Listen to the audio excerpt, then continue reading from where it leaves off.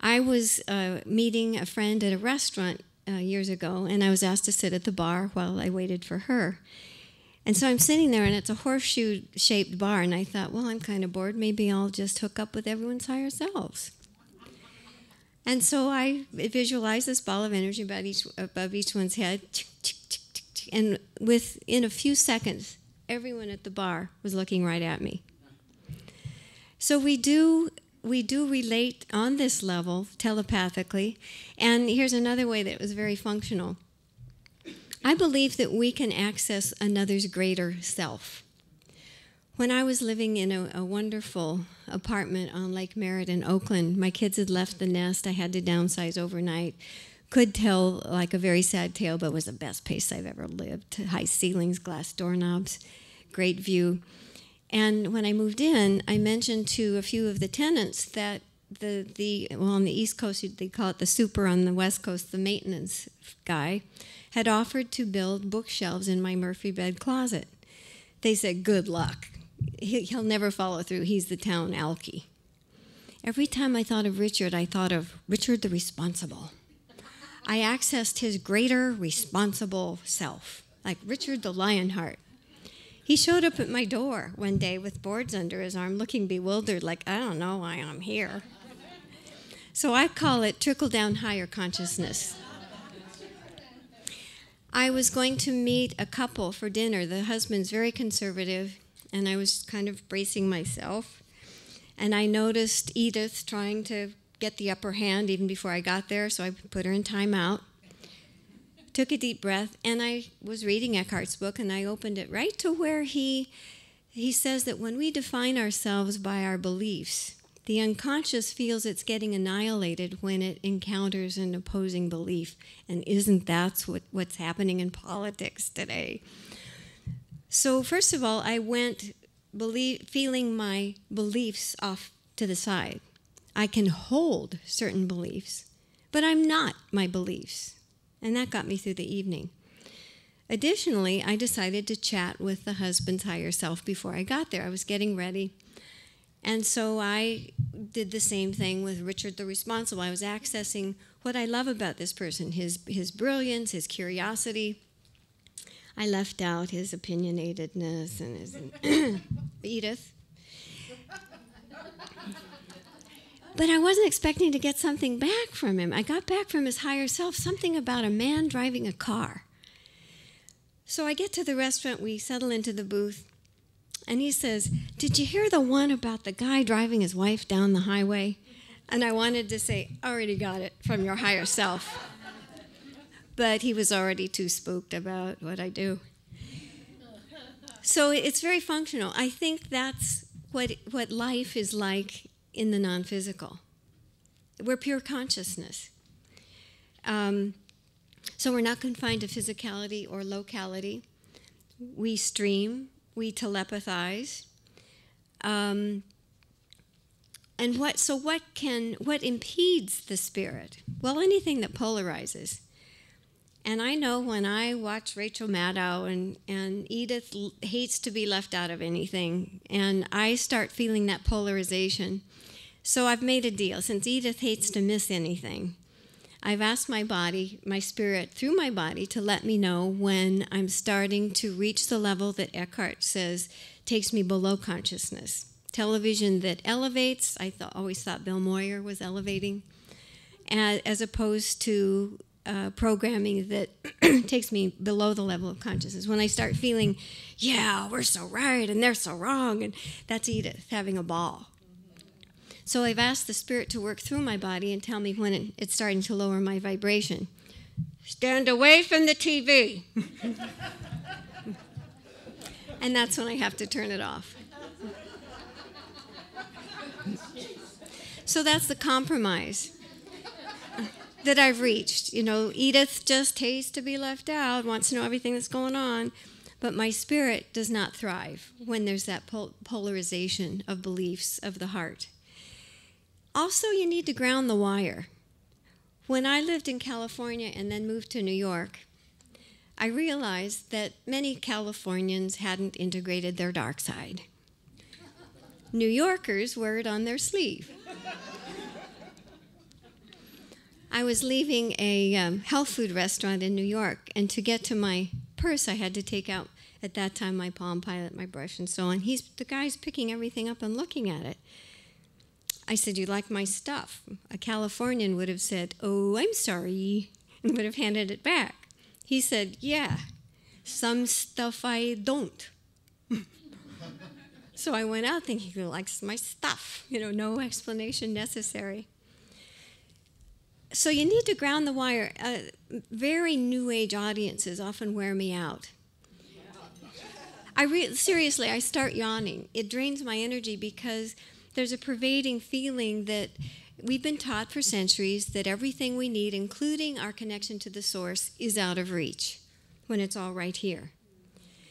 And so there's a prevailing feeling of reaching for magic and answers outside. And so it becomes very draining. So you need to ground the wire, deal with what's on your plate. And you ask, why are we here? To evolve. And how do we evolve? By being challenged. So if we don't spiral downward into the basement and into victimhood, we'll rise up and expand and be greater than ever. And that's why we're here.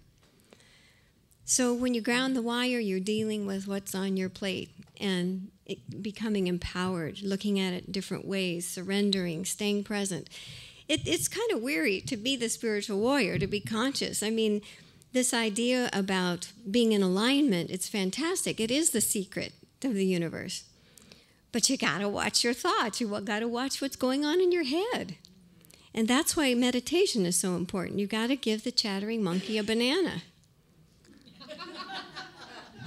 I think Eckhart, in one of his books, he said that where alcohol and drugs are addictive, they're almost going to be better than what people's minds are going to be doing.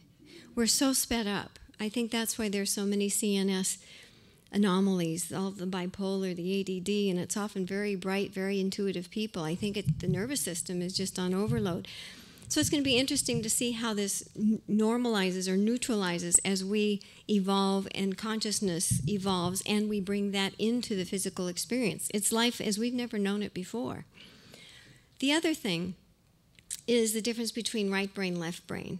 And the spirit just can't get in the door when you're in your head, when you're in your left brain.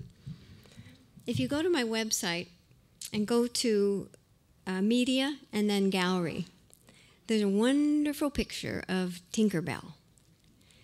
It's a picture that a client took years ago in her home in Cleveland. Now, Inky at the time was in her 70s, and she's still as vibrant in her 80s, approaching 90. And she has a sense of wonder about life. And it's so true that you'll see it when you believe it, as opposed to you'll believe it when you see it. She saw this elemental on a poppy across her living room. And she said, "You're so beautiful. Will you stay there a minute while I take your picture?" She reached into the cabinet down below for her point and shoot. It came out on film. And just the composition is so beautiful. You can see the rainbow reflection of its wings on the wall. You can see sort of a vapor trail where it's been. So I was showing this picture in a workshop in London. And this very analytical fellow looked at it and he said, he's in his left brain, he said, "Oh, yes, that's the light refracting and rah, rah, rah, rah, rah." Well, the left brain cannot wrap around this kind of information. That's the part of your thoughts that's going to say, "Oh, I just made this up. Oh, this isn't real." Then I said, "Now look at the picture through your little boy self's eyes. I can almost hear a click when one goes from their left brain to their right brain, or vice versa." Then he said, "Oh."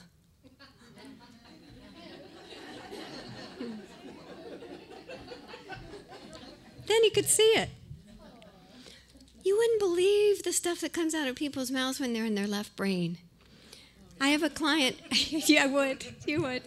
A client went home from her consultation and told her husband, a very successful entrepreneur, very left brain. He said, "You know how she does this. You drive up, she gets your license plate, she calls the credit bureau." That's as far as his rational mind could stretch. It's like a Mac and a PC. Never the twain shall meet. There's a wonderful book or a wonderful story in Heartlinks. That's the book that deals with communication with loved ones. And the client gave me permission to use the whole transcript from her consultation, and she was so in her head. And I said, well, your husband's here. He'd passed over a few months before. And he's showing me a scene of a dog going downstairs. She said, yeah, that was this morning. He's not supposed to go down there, but he thinks Denny's still down there at the computer. And I don't know the password. I can't get into the computer. He's showing me a picture of a cabin. Do you have a cabin? Well, yes, but didn't everybody have a cabin? I said, I don't have a cabin. I said, he's showing me a picture of, like, there's something making a sound in a tree and someone's walking by. Well, yes, at the cabin there was an owl in the tree, and Denny would walk by, and the owl would talk to him, cutest thing you've ever seen. But doesn't everybody? No. Finally, I said, he's showing me a charm bracelet, and there's a charm of a cabin. She actually said, doesn't everybody have a charm bracelet with a cabin on it? I said, I don't have a... And anyway, I said, maybe the password is cabin spelled backwards. And that was the password. She got into the computer. The next time she had a consultation, she said, I don't know why I couldn't think of these things. This time I'm going to just shut up. So she could hear what her left brain was doing. So you need to be able to calm that monkey. People ask me if there's anyone I can't read. I always get what I get. But the hardest person is the most analytical person. They can't abstract. I love reading artists. We just take the ball and run with it. Bada bing, bada bang. But a very concrete-minded person is so literal. I'll say to a very linear-minded client, well, who's Chris? You tell me. Well, it's her son. And I'm saying, what do you want from me? So it's just more, it's a lot more tedious. So with very concrete left brain minded people, I say, please just listen to your recording and you'll start to hear some things. So try to notice when you're in one or the other. You'll go from your left brain into your right brain when you're in your heart, when you have the feelings. Now, you need to be present too. That's the other thing that helps the spirit thrive. I was reading a gal who was embroiled in a family drama. The sister and brother-in-law were trying to con her out of her mother's will. And she was defining herself by this drama. And she was going on and on. I thought, gosh, I can't get her present. This was over the phone. So I said, I see that you have a dog. I always have to give equal time to people's pets and plants. They're in the streaming consciousness also. And more than one cat has come through saying, in human terms, interpreting their cat thoughts, would you please tell her to stop rattling the plastic bags every time she opens the pantry? It drives me crazy.